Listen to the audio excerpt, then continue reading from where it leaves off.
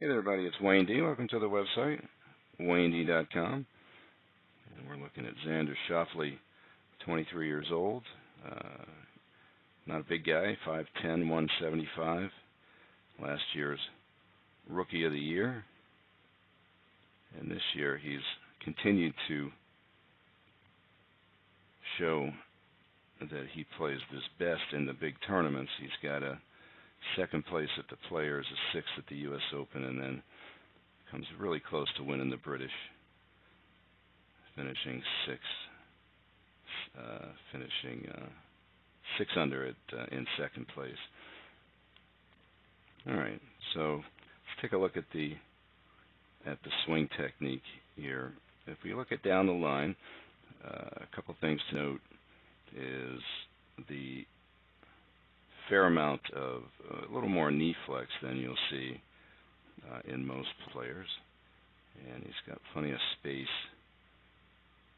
between the body and the hands. So I get asked that all the time: how close should I stand to the ball? And it's just a preference thing. So most of the time, this isn't the greatest camera angle, but you could probably see here, since it's stable, that when you set up with this extreme amount of knee flex, and then you'll see the trigger motion is a tiny little sit, which increases that, you're probably going to end up a little bit out of the box here, so you can see. Now, again, could be the camera angle, and you can see the right leg is driving up and into the left, but the slightly more heel-oriented setup would promote the head more staying out over the ball, leaning forward almost.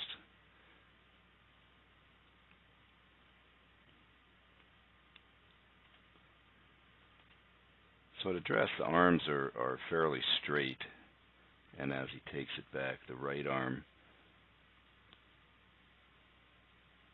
stays fairly straight. So you can see the neutral grip over here on the left with the driver. Go backwards.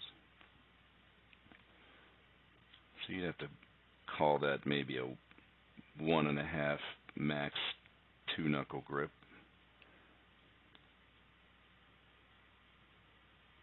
So it makes sense that as he would take it back, he'd flatten that wrist just a hair, or it would just appear to be flat. The club head does not appear to be coming perfectly up the plane, maybe just a fraction under if you were looking at it. But again, these are things, if it's just a minor discrepancy off the plane, it's not a big deal. You can see plenty of guys pulling it behind them, especially the old guys. So at left arm parallel, if we look at the right arm, it looks a little bit tucked in, but it's got some depth to it. You can see the hands fairly deep. Now, this is one of the big keys to any of these guys. From right about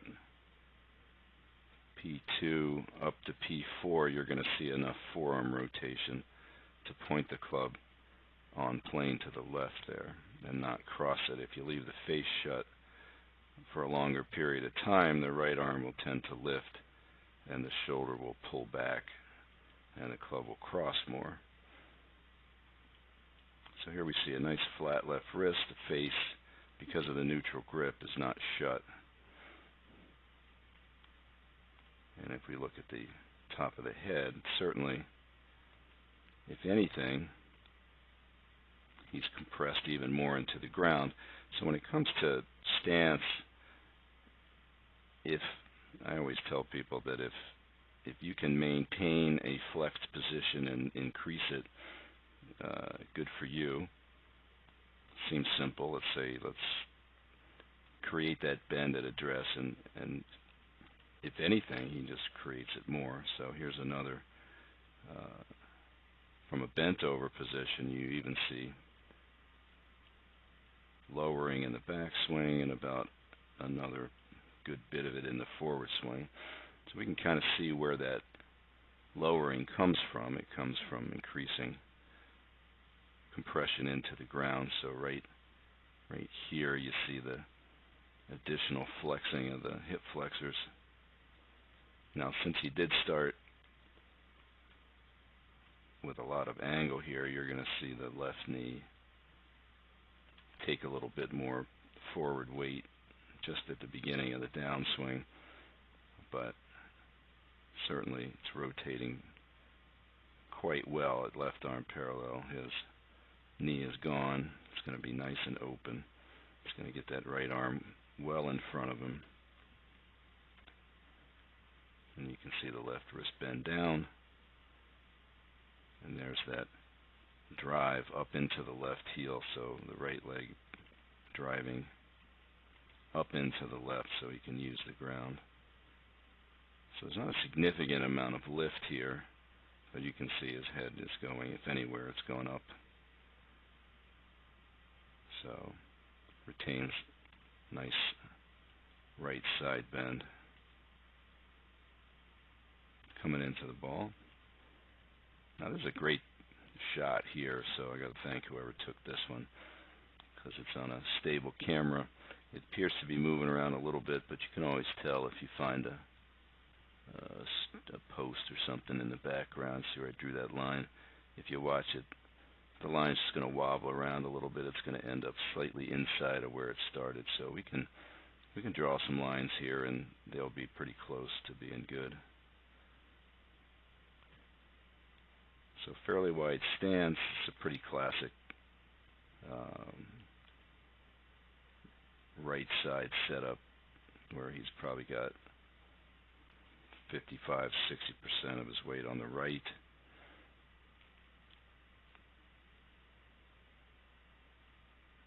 He's going to load right. You can see there's a fair amount of shift.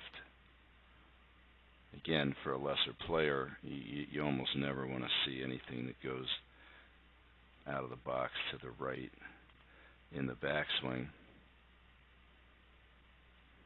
So you can see he loads everything back, and then he'll recover to the center. His head's right back in the box here, as you can see.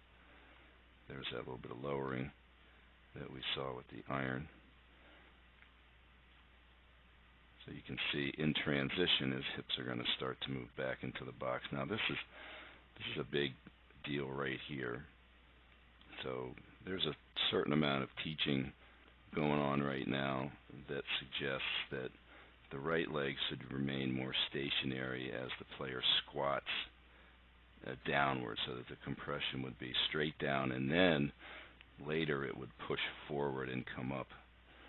But watch Schauffele. I think this is a much better technique, and I think you see it amongst way more better players. So watch the right leg drive right away, right off the bat. Now when you see that, watch this sequencing here. He's a strong guy, so you can definitely see the cutout of his lat right there. Watch how this thing kind of grows and gets bigger. Look at that.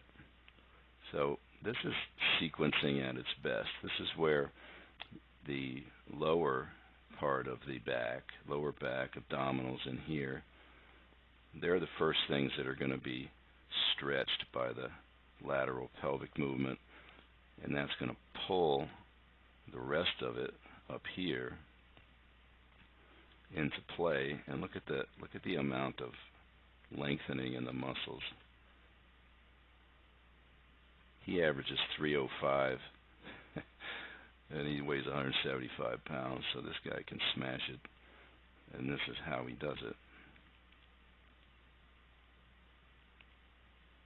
So for all the guys that want to stay back and squat first, just take a look at this.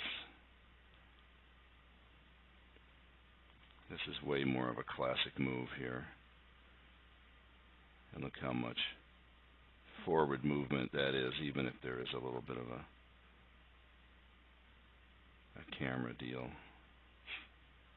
Probably not a perfecto angle, but pretty close to straight on.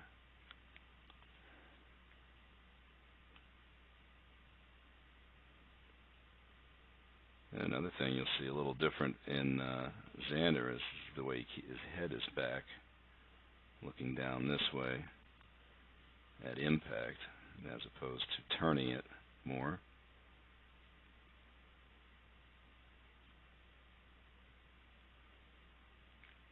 So we still see the upward movement. We see the left heel twisting a little bit.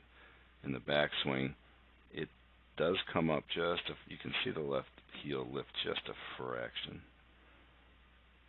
which is what Hogan was talking about in his swing. He wanted the left heel maybe to come up. He didn't really care. He didn't lift it on purpose.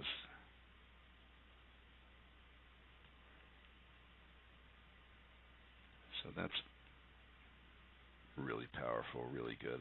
Love the sequence. If you look at Tiger, if you look at Fowler, if you look at some of the Koepka, some of the stronger players, this is what you'll see. I can watch this all day. Just be nice to have a body that can do that. But the big thing here is that the lateral drive creates that secondary stretch, and there's the power. So all this talk that forward slide and the downswing causes the club to get stuck is off base, I think, and I think some, especially younger players, are getting a little bit off track, trying not to move their hips forward in transition. All right, so let's go to a couple different swings here. There's a nice little wedge shot straight from behind. So here you can definitely see that the balance point in the feet is more mid-back. So it's somewhere like in here, as opposed to out on the balls of the feet. And as we move into the shot, you can see initially, if you look at his head, it's right up against that N in the Nikon in the background. It's going to definitely move a little forward.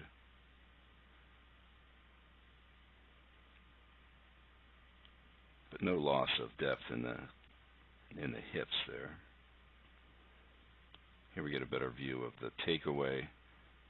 It's almost right up the plane. It's like the club head's right there. So again, not a big enough deal to make a problem out of it, because the club breaks right up his arm and it sits perfectly on plane.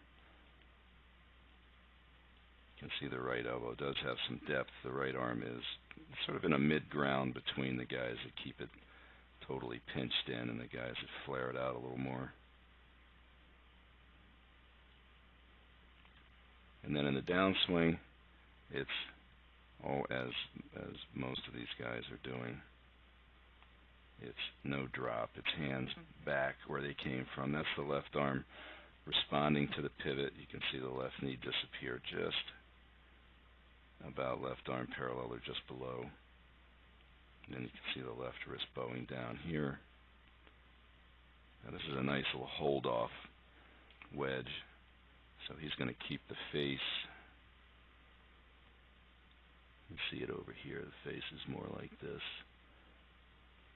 So this is just a pinch with the right wrist staying bent.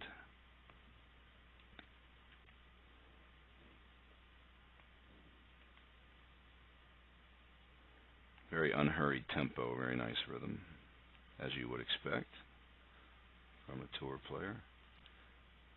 Let's take another one. Another good shot. A little off angle. You got the Fowler rehearsal.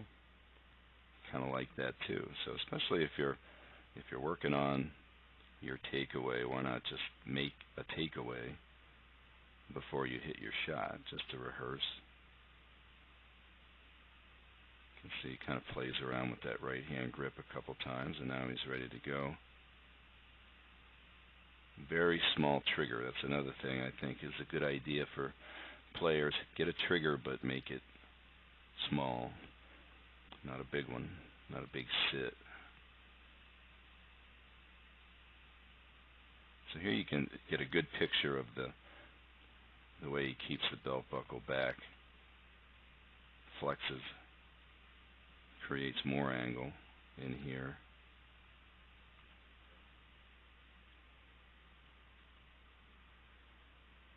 Which accounts for the lowering of the head. Now you can see the left wrist. Check that out right here. Great footwork.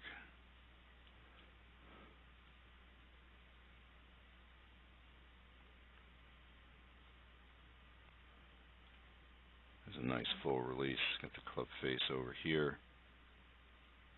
And you can see that the right wrist is released to flat there. He's not holding this shot off. That's for sure.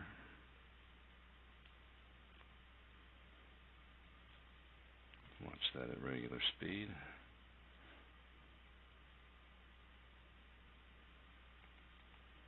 So very relaxed transition. Just no rush. It's not a hard catch. That's why you don't see a whole lot of shifting of the shaft. You see a little bit, but since the shaft's perfectly on plane, it doesn't really have to flatten a whole lot. It just does a little bit. Got plenty of space for the right arm to get back in front of him. Turns it down and takes it around to the left. Very nice. All right, there's Xander Schauffele. Looks like he's going to be a force for the future.